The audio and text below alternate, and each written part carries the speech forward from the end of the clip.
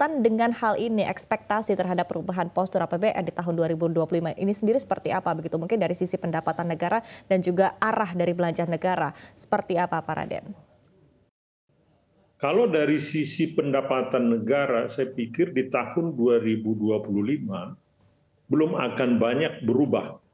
Karena kalaupun pemerintahan yang ke depan ini, di mana Pak Prabowo menjanjikan akan melakukan perbaikan dari sisi penerimaan, atau kita sebutkan dengan reformasi dari sisi penerimaan negara, itu akan butuh waktu. Mungkin 2-3 tahun ke depan baru terlihat ada perbedaan di situ dibandingkan dengan apa yang kita lihat di tahun 2024.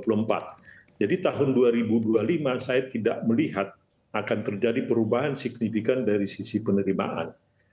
Namun dari sisi belanja tentu ada perubahan. Ya, seperti yang kita tahu semua, program-program pemerintah yang akan datang ini sudah mulai diakomodasikan di belanja tahun 2025. Meskipun akomodasi itu tidak dalam absolut, dalam artinya tidak semua program yang dijanjikan oleh pemerintahan Prabowo sudah akan bisa dilaksanakan di tahun 2025. Sebagiannya itu sudah bisa dilaksanakan, mencakup tentu program makanan bergizi sebagai contoh.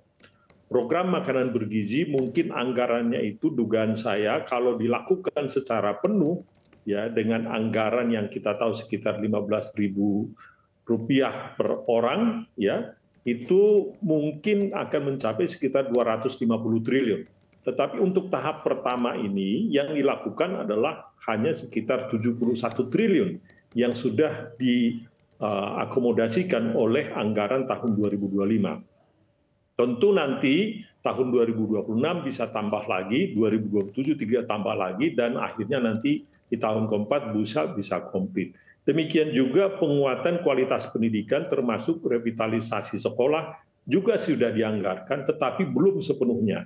Yang ingin kami katakan di sini bahwa belanja pemerintah di tahun 2025 sudah akan berbeda dengan belanja di tahun 2024. Jadi posturnya di dalam belanjanya berbeda, tetapi di dalam pendapatan seperti yang kami katakan tadi tidak akan jauh berbeda itu.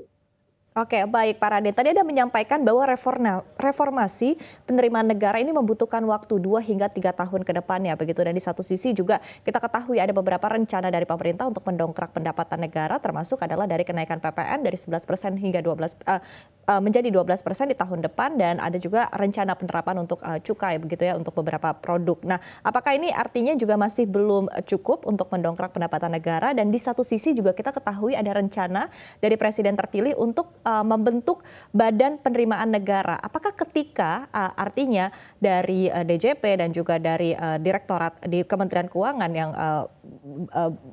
berfungsi begitu untuk menerima ataupun juga untuk mengelola penerimaan negara ini dibentuk menjadi sebuah badan khusus, apakah ini akan menjadi sebuah strategi yang cukup efektif bagi pemerintah dalam melakukan reformasi untuk pendapatan negara, Pak Raden? Ya, reformasi penerimaan negara ini yang pertama yang menurut kami ke depan adalah kita harus memastikan kepatuhan membayar pajak dulu. Jadi kalau saya itu selalu menyatakan bahwa semua kita ini warga negara itu wajib bayar pajak, makanya disebutkan wajib pajak sebetulnya kan. Namun sekarang kan belum seluruhnya membayar pajak ini. Jadi harus dimulai dengan kita memperluas basis pajaknya dulu. Sebelum kita bicara mengenai kenaikan tarif sana, tarif sini. Apakah itu nanti pajak perorangan dinaikkan, apakah pajak korporasi dinaikkan, atau PPN dinaikkan. Sebaiknya menurut saya kita mulai dengan semua orang patuh bayar pajak. Semua yang seharusnya bayar pajak, itu bayar pajak. Jadi jangan ada kebocoran-kebocoran di dalam penerimaan negara. Itu dulu yang pertama. Nah, berkaitan dengan reformasi, ya di mana direncanakan, ya ditargetkan oleh pemerintahan yang akan datang, bahwa satu saat nanti kita ingin penerimaan pemerintah itu kalau nggak salah 21 atau 23% PDB.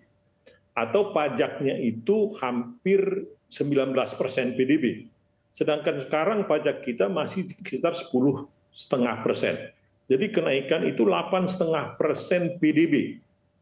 kenaikan yang diharapkan, yang ditargetkan oleh pemerintah yang akan datang. Apakah itu di tahun 2029 dicapai atau nanti kemungkinan di tahun 2034.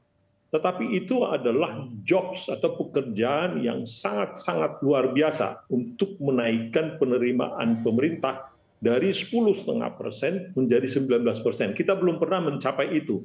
Pada saat zaman Pak Harto pun kita pernah mencapai penerimaan pajak itu paling tinggi sekitar 15-16%.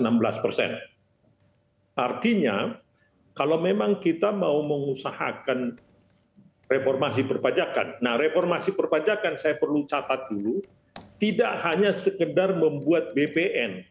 BPN itu hanya organisasinya saja, bukan itu yang penting. Tetapi inisiatif-inisiatif atau langkah-langkah yang harus dilakukan oleh pemerintah dalam rangka memperbaiki penerimaan itu. Dan itu tidak tergantung kepada apakah BPN ada atau tidak. Jadi Dirjen Pajak yang sekarang pun sebetulnya bisa saja memadai kalau melakukan reformasi. Jadi jangan kita terpaku kepada kalau ada institusi itu maka selesai penerimaan pajak kita akan naik menjadi 19% seperti yang kami katakan tadi. Nah, untuk itu akan dibutuhkan all out effort. Jadi usaha yang sangat keras seperti yang kami katakan tadi itu seluruh kebocoran-kebocoran harus dihindari, itu yang pertama. Kemungkinan juga pajak-pajak itu bisa naik secara perlahan. Karena kalau kita naikkan dia secara signifikan dalam satu saat tertentu, maka itu menjadi rem terhadap ekonomi. Jangan-jangan ekonomi kita menjadi tidak bertumbuh. Jadi hubungan antara pertumbuhan ekonomi, reformasi perpajakan itu harus diatur secara terintegrasi. Tidak bisa dipisahkan satu dengan lain. Karena kalau hanya kita berfokus kepada penerimaan pajak yang naik, ya kita genjot dia menjadi 15% dari 10,5% sekarang, jangan-jangan yang terjadi adalah terjadi kontraksi ekonomi. Maka yang terjadi adalah justru counterproduktif jadinya.